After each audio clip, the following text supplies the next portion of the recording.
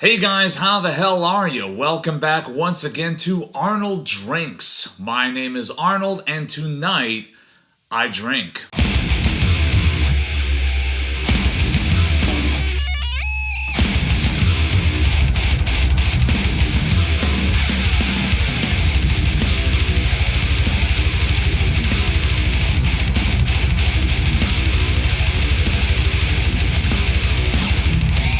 So tonight what I am drinking is something super duper special that I recently procured. One of the things that I am finding is that Jack Daniel's, as much as I absolutely detest Old Number 7, the black label, I am not at all unimpressed by anything else that they make. So it seems to, not at all unimpressed, really, that's the best you could come up with.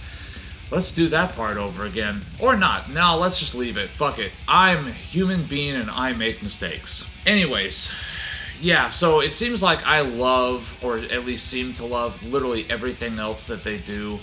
I haven't found a bad expression yet bearing the Jack Daniel's name that is not Old Number 7. And this is absolutely no exception.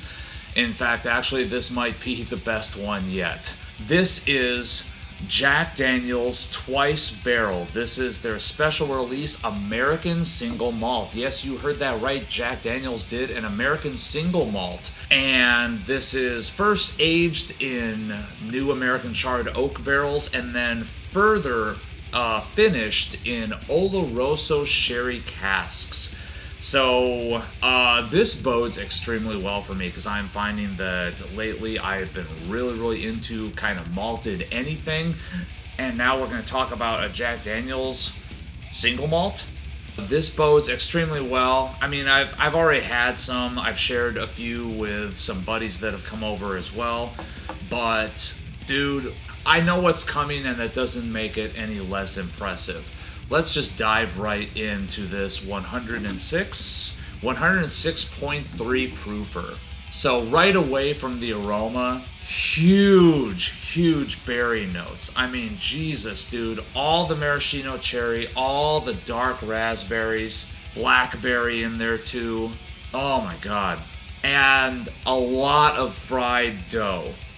In that regard, it's reminding me a lot of a few others that are on my year-end top 10 list, which, by the way, I now have to reshoot because of this son of a bitch, because this came in right before the end of the year and squirreled its way onto my top 10 list, and now I need to scrap the entire list I shot and reshoot the whole thing, but I'm getting ahead of myself. So yeah, this has lots of fried dough notes, very reminiscent of a few other whiskeys that I've had this year that I have loved.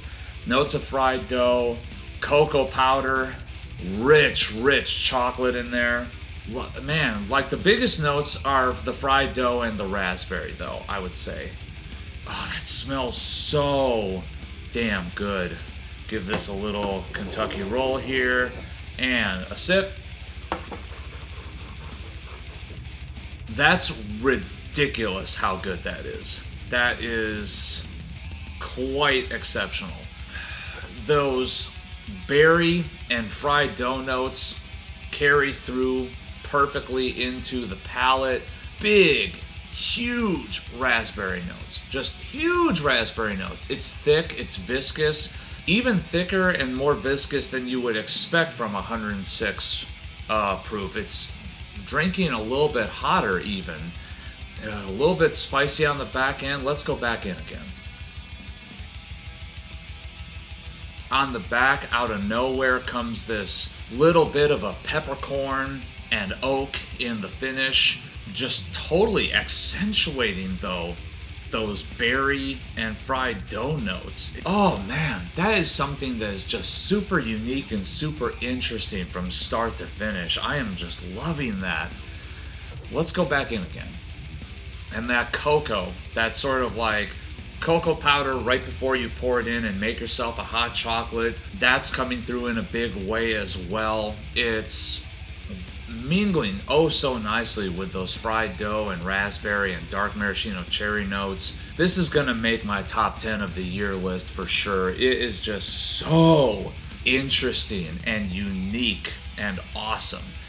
So I'm really, really excited by this whiskey. This thing just has so much going on for it, so much unique flavors. It's not really anything typical that you get from a lot of American bourbons and Tennessee whiskeys or anything like that. It's just rich, it's thick, it's got notes that are all over the damn place. Not your typical vanilla, caramel, mint notes. No, it's got that rich chocolate coming from that malted barley. It's got obviously a very, very huge influence from the sherry cask finishing. And I mean, that's just an exceptional, exceptional damn bottle. If you have a chance to procure one of these at a reasonable price, do yourself a favor. I know this is a special release, and I know that finding this thing at retail is going to be next to impossible. But man, if you can get this for close or even like barely squeaking into the 3 figures mark, that's an exceptional bottle worth every penny. So thank you guys so very much for tuning in. Please remember to like this video, subscribe to this channel. There's tons more of this content to come. And as always, remember, take what you do seriously, but do not take yourselves too seriously.